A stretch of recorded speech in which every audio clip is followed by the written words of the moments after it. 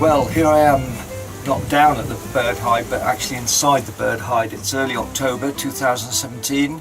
I've now completed the whole seasonal cycle of a year. It was the end of September a year ago that I first came down here, and I've been watching trees shed their leaves, gain their leaves, the Himalayan balsam, which is an awful kind of weed, grow up. It's very beautiful looking, but it's kills everything else in sight.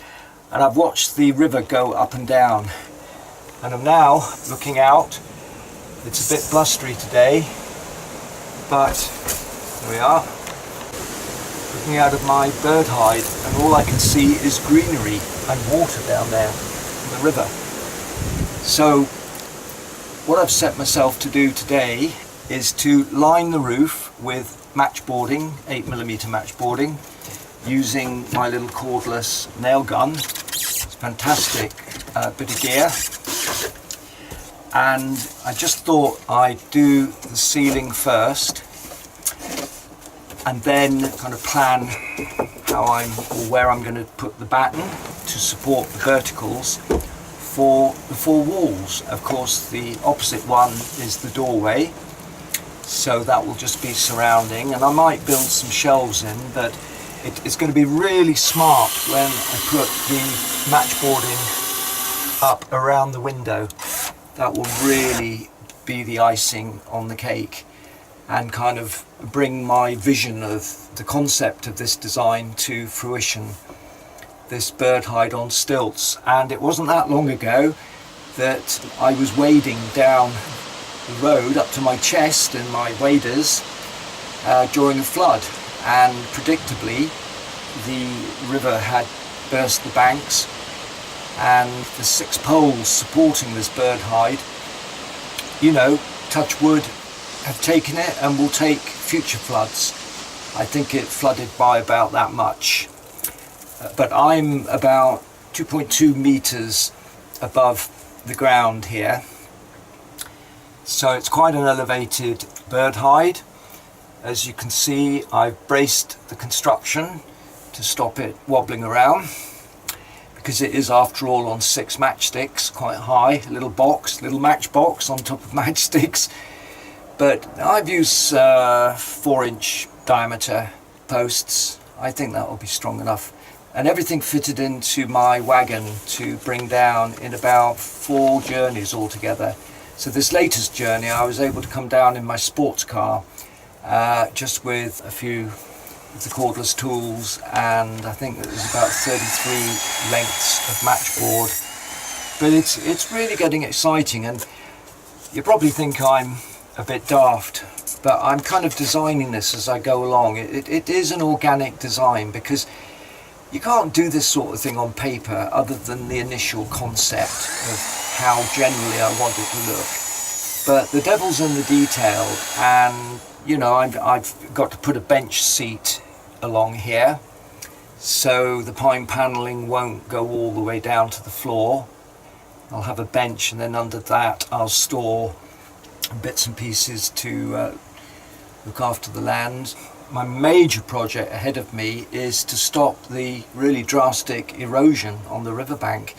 It's really quite worrying, because the estate agent didn't tell me that the land he sold me is diminishing in size every year as the river claims, and the river does what a river wants to do. So this is a delicate balance of imposing man's will on nature, but respecting nature at the same time.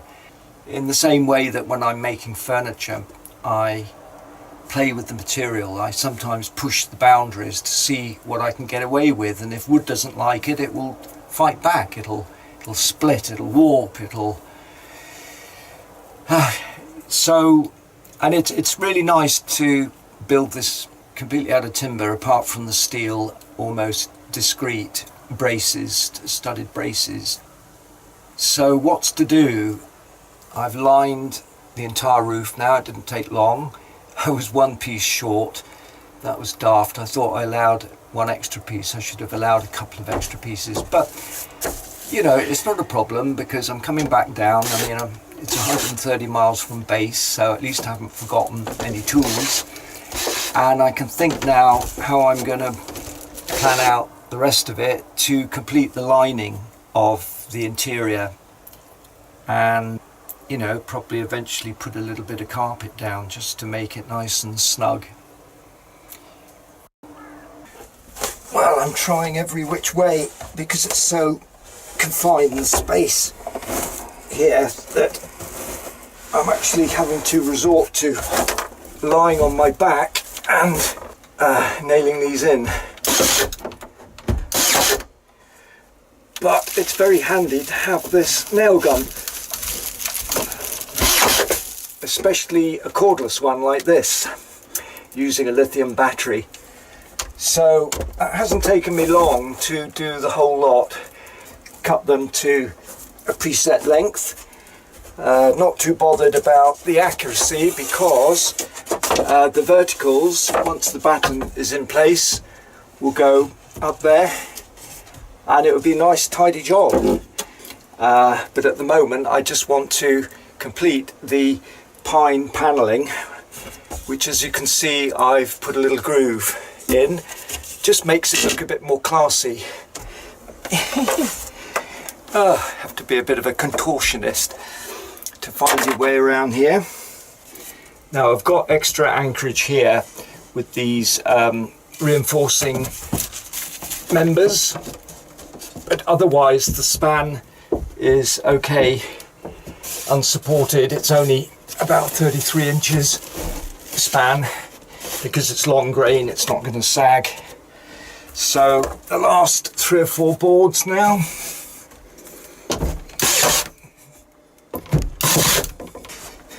And I haven't pulled the boards up too tight because in the winter this is going to get quite humid in here, and so the wood will swell, so I don't want it buckling like a, you know, sand dunes in a desert.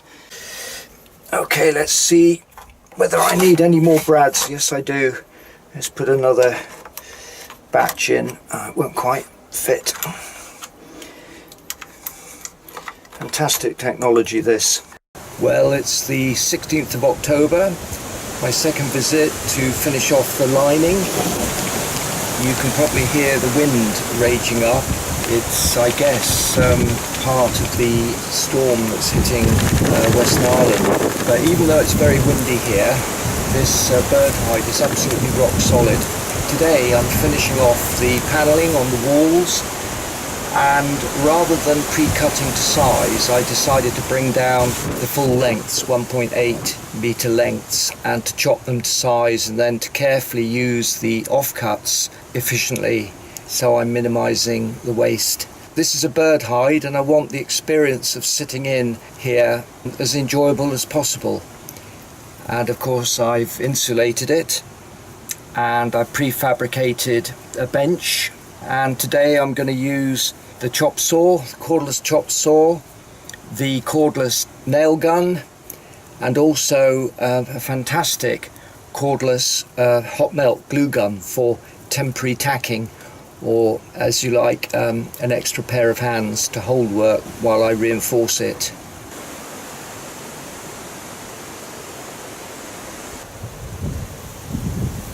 Well, this is day 2, survived the storm, and it's been quite slow progress. All I managed to do yesterday was panel this end piece, because I'm forever in such a confined space, popping up and down on the ladder and then bringing up and hoping I've got the measurement exactly spot on. Now that already I'm getting a fabulous light kind of Norwegian wood Scandinavian interior, and it will inevitably go mustardy yellow colour. Even with varnish, it doesn't stop the ultraviolet rays darkening the wood. So I may very well do what I've done in the living room in my home, where I've used pine panelling, similar pine panelling, by using a paint which I dilute and apply and then brush and then wipe off like a white stain. It's quite fiddly. I'm doing around the window frame now, completing the end. I'll be lucky to get the remaining sidewall done today, partly because I'm battling with motivation. Doing work on your own, sometimes you lack that kind of stimulation that you get from other people, but then paradoxically other people can slow you down, so it's a bit of a catch-22. So it's all good, and I'm kind of looking forward to doing some kind of shelf here. And let's swing the camera around so we can see a bit more what I'm doing, just to demonstrate to you my rationale of designing as I go along.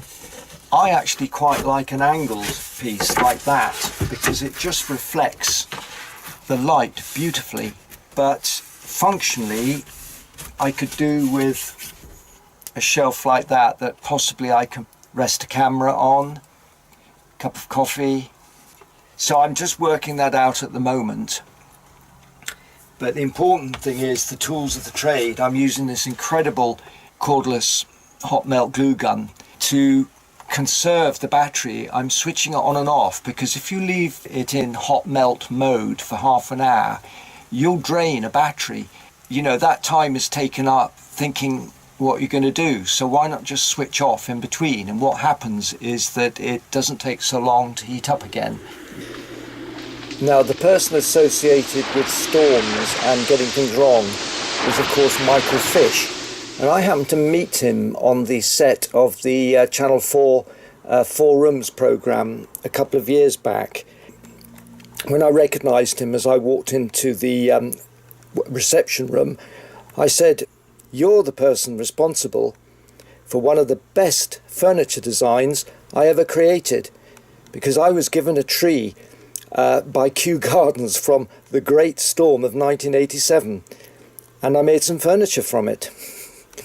Now, he was keen that we included this story when they filmed us, but the director I spoke with said, "No, I'm sorry, we've got a very narrow remit." And that is why YouTube offers the kind of freedom that broadcast television can never do, because it's dominated by ratings. Well, I hope you've been following this series on the Birdhide, and thank you for watching, and please do subscribe.